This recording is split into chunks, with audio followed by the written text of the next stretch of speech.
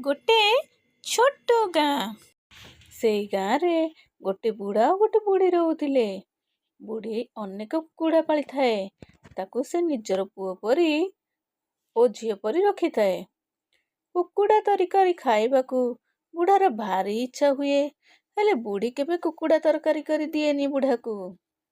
दिने बुढ़ा गोटे उपाय ପାଞ୍ଚିଲା ଓ ବୁଢ଼ୀକୁ କହିଲା, ଶ୍ରୀମତୀ ଶୁଣୁଛ, ତଳ ସାହିରେ ଗୋଟେ ମୋତି ଚଢ଼େଇ ରହୁଛି।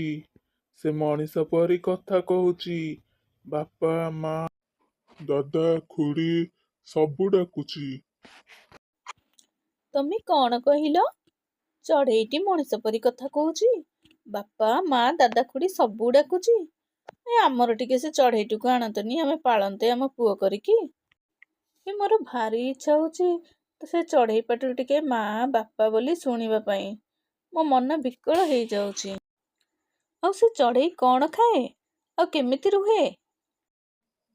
ସେ ମୋତି ଚଢ଼େଇ କୁକୁଡ଼ା ମାଂସ ତରକାରୀ ଖାଇବାକୁ ଭଲ ପାଏ। ଆମେ ଯଦି ତାକୁ କୁକୁଡ଼ା ମାଂସ ତରକାରୀ କରିଦବା, ସେ ଆମ ଘରକୁ ଆସିବ। କୁକୁଡ଼ା ମାଂସ ତରକାରୀ? ହେଲେ କୁକୁଡ଼ାକୁ ମୋର ମାରିବି? ହଉ, ହେଲେ କୁକୁଡ଼ା ମାନେ କଣ ମତେ ମା ବୋଲି ଡାକୁଛନ୍ତି? ହଉ, ତାଙ୍କୁ ମାରିକି ତରକାରୀ କରିକି ଦେବି ଗୋଟେ। ଆଉ ତାକୁ ତୁମେ ଆଣିବ, ହେଲା ହେଲା, ଯେମିତି ହେଲେ ଆଣିବ। ହଁ, ହଉ ହେଲା, ତୁ କାଲି ମତେ କୁକୁଡ଼ା ମାଂସ ତରକାରୀ କରି ଦେ। ମୁଁ ତା ପାଖକୁ ନେଇକି ଯାଉଛି, ତା ସହିତ ଭାତ ଦବୁ ଖାଇବା ପାଇଁ। ଦେଖିବା ସେ କଣ କହୁଛି। ବୁଢ଼ାର ଏଇ ମିଛ କଥା ଶୁଣି ବୁଢ଼ୀ ବିଶ୍ୱାସ କରିନେଲା ଓ ପ୍ରଥମ ଦିନ ଗୋଟେ କୁକୁଡ଼ା ତରକାରୀ କରି ବୁଢ଼ାକୁ ଦେଲା ଓ କହିଲା, ଏଇ ଶୁଣ, ମୁଁ କରିଥିବା କୁକୁଡ଼ା ତରକାରୀ ଓ ଭାତକୁ ଚଢ଼େଇକୁ ଖାଇବାକୁ ଦବ, ଆଉ ତାକୁ ମନେଇକି ଯେମିତି ହେଲେ ଆଣିବଟି?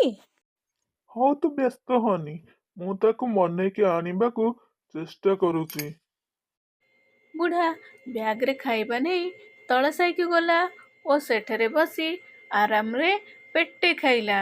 ବୁଢ଼ୀକୁ ବୋକା ବନେଇଥିବାରୁ ବୁଢ଼ା ମନେ ମନେ ଭାରି ହସୁଥାଏ। ବୁଢ଼ୀ ମଧ୍ୟ ଇଆଡ଼େ ଚଢ଼େଇ ତାଙ୍କ ଘରକୁ ଆସିବ, ତାକୁ ମାମା ବୋଲି ଡାକିବ, ସିଏ ତାକୁ ଗପ ଶୁଣେଇବ, ଗୀତ ଶୁଣେଇବ ବୋଲି ଭାବିକି ଭାରି ଖୁସି ହଉଥାଏ। ଏତିକି ବେଳେ ବୁଢ଼ା ଜାଣି ଜାଣି ମୁହଁକୁ ଶୁଖେଇକି ଆସି ବସିଲା। ଆଉ ବୁଢ଼ୀ ପଚାରିଲା, ଆରେ ତମେ କଣ ଏକୁଟିଆ ଆସିଲ? ମୋତି ଚଢ଼େଇ କାଇଁ? ମୁଁ କଣ କରିଥାନ୍ତି ଯେ, ସେ ଚଢ଼େଇକି ତ ଯେମିତି ଖାଇବାକୁ ଦେଲି, ସେ ଖାଇକି ସାଙ୍ଗେ ସାଙ୍ଗେ ଉଡ଼ିକି ପଳେଇଲା। ମୁଁ ତାକୁ କେମିତି ଆଣିଥାନ୍ତି? ମୁଁ ଭାବୁଛି ତାକୁ ଯଦି ଆମେ ସବୁଦିନେ କୁକୁଡ଼ା ତରକାରୀ କରି ଖାଇବାକୁ ଦବା, ତାହେଲେ ସିଏ ମତେ ଚିହ୍ନିଦବ ଆଉ ତାପରେ ମୋ ସାଙ୍ଗରେ ଆସିବ। ତା ପରଦିନ ବୁଢ଼ୀ ପୁଣି ଥରେ ଗୋଟେ କୁକୁଡ଼ାକୁ ମାରି ତାର ତରକାରୀ କରି ବୁଢ଼ାକୁ କହିଲା, ହଉ ନିଅ, ଆଜି ବି ପୁଣି ନେଇକି ଦେଇକି ଆସ ମୋତି ଚଢ଼େଇକୁ। ତାକୁ ବୁଝେଇକି କହିବ, ଆମ ଘରେ ପୁଅ ଝିଅ କେହି ନାହାନ୍ତି, ଆଉ ସିଏ ଆମ ଘରେ ବହୁତ ଗେହ୍ଲାରେ ପଡ଼ିବ। ଯଦି ସିଏ ଆମ ଘରକୁ ଆସିବ, ମୁଁ ତାକୁ ସବୁଦିନ କୁକୁଡ଼ା ତରକାରୀ କରି ଖାଇବାକୁ ଦେବି। ଏମିତି କେତେ ଦିନ ବିତିଗଲା। ବୁଢ଼ୀର କୁକୁଡ଼ା ସରିବାକୁ ଆସିଲାଣି। ବୁଢ଼ୀ ଭାବିଲା, ଏତେ ଦିନ ହେଲାଣି ସବୁଦିନେ କୁକୁଡ଼ା କରିକି ଖାଇବାକୁ ଦଉଛି ତରକାରୀ, କିନ୍ତୁ କାଇଁ ମୋତି ଚଢ଼େଇ ତ ଆସୁନି। ଏ ବୁଢ଼ା ମତେ ଆଉ କିଛି ମିଛ କହୁନି ତ। ଆଜି ମୁଁ ଯିବି, ଆଉ ସେ ମୋତି ଚଢ଼େଇକୁ ନିଜେ କହିକି ଯେମିତି ହେଲେ ନେଇକି ଆସିବି। ବୁଢ଼ୀ କହିଲା, ଶୁଣୁଛ, ଆଜି ମୁଁ ତମ ସାଙ୍ଗରେ ଯିବି। ତମର ମୋର ମିଶିକି 2 ଜଣ ମୋତି ଚଢ଼େଇକୁ ବୁଝେଇକି ଆଣିବା। କଣ କହିଲ? ତମେ ମୋ ସାଙ୍ଗରେ ଯିବ ମୋତି ଚଢ଼େଇକି ଆଣିବାକୁ? ମଲା ମଣିଷ, ଏ ସବୁଦିନ ତ ଖାଇକି ବଞ୍ଚି ଯାଉଥିଲି, ଆଜି କେମିତି ବଞ୍ଚିବି? କଣ କହିଲ? ନାଇଁ, କିଛି ନାହିଁ, ତୁ ମୋ ସାଙ୍ଗରେ ଯିବୁ କହୁଥିଲୁ ଟି? ହଉ ଚାଲେ। ସାଙ୍ଗରେ ଗୋଟେ ଟୋକେଇ ନେଇକି ଚାଲେ, ଯେମିତି ସିଏ ତାକୁ ଖାଲି ହାତରେ ଧରିକି ଆଣିଲେ ସେ ରାଗିବ ଆଉ ଜମା ଆସିବନି। ଗୋଟେ ଟୋକେଇ ନେଇକି ଚାଲେ ସାଙ୍ଗରେ। ମୋତି ଚଢ଼େଇ ଯୋଉ ଗଛରେ ରହୁଛି, ସେ ଗଛ ପାଖକୁ ତତେ ମୁଁ ନେଇକି ଚାଲୁଛି। ସେ ଗଛ ତଳେ ତୁ ଠିଆ ହବୁ, ମୁଁ ମୋତି ଚଢ଼େଇକି ଗଛରେ ଚଢ଼ିକି ତୋ ଟୋକେଇରେ ପୁରେଇ ଦେବି, ତୁ ମୁଣ୍ଡେଇ ମୁଣ୍ଡେଇ ଘରକୁ ନେଇକି ଚାଲିବୁ ହେଲା। ତୁ ଏଇଠି ଠିଆ ହେଇଥା, ମୁଁ ଯାଉଛି ଗଛ ଉପରୁ ମୋତି ଚଢ଼େଇ ଆଣିବା ପାଇଁ। ଆଉ ମୁଁ ତ ମୁଣ୍ଡରେ ଦେଲେ ତୁ ଘରକୁ ଯିବୁ ହେଲା। ଯେତେବେଳେ କହିବି ଯା ତୁ ସେତେବେଳେ ଯିବୁ। ବୁଢ଼ା ମୋତି ଚଢ଼େଇକୁ କ'ଣ ଟୋକେଇରେ ବସେଇବ, ନିଜେ ଗଛ ଉପରେ ଚଢ଼ି ଯାଇ ଟୋକେଇରେ ବସି ପଡ଼ିଲା। ଆଉ କହିଲା, ଚାଲେ ଏବେ ଘରକୁ ଯା, ଆଉ ସିଧା ଆଗକୁ ଅନେଇକି ଯିବୁ। ଜମା ବି ଟୋକେଇକୁ ଅନେଇବାକୁ ଚେଷ୍ଟା କରିବୁଣୁ, ନହେଲେ ଚଢ଼େଇ ପୁରା ଫୁର୍କିନା ଉଡ଼ିକି ପଳେଇବ। ସେ ବହୁତ ରାଗି।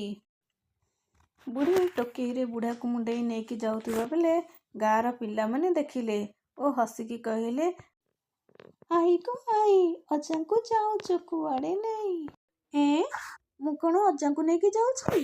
ମୁଁ ତ ମୋ ପୁଅ ମୋତି ଚଢ଼େଇକୁ ନେଇକି ଯାଉଛି। ତାହେଲେ ଟିକେ ଟୋକେଇକୁ ଦେଖିଲ। ଯେମିତି ଛୁଆମାନେ ଟୋକେଇକୁ ଦେଖିବା କଥା କହିଛନ୍ତି, ବୁଢ଼ା ଡରିକରି ଟୋକେଇରୁ ଗୋଟେ ଡିଆଁ ମାରିଲା ଓ ବୁଢ଼ା ପଡ଼ିକି ତା ଗୋଡ଼ ହାତ ଭାଙ୍ଗିଗଲା। ପରେ ବୁଢ଼ୀ ତାକୁ ଘରକୁ ନେଇ ଡାକ୍ତରଙ୍କୁ ଡାକି ତା ବୁଢ଼ାର ସେବା ଶୁଶ୍ରୂଷା କଲା ଏବଂ ତାକୁ ଭଲ କଲା ଓ ସେମାନେ ଖୁସିରେ ରହିଲେ। ହାय ସାଙ୍ଗମାନେ, ଯଦି ଏ କାହାଣୀଟି ଆପଣଙ୍କୁ ଭଲ ଲାଗେ ଲାଇକ୍, ସେୟାର ଆଉ ସବସ୍କ୍ରାଇବ୍ କରିବାକୁ ଜମା ଭୁଲିବେନି।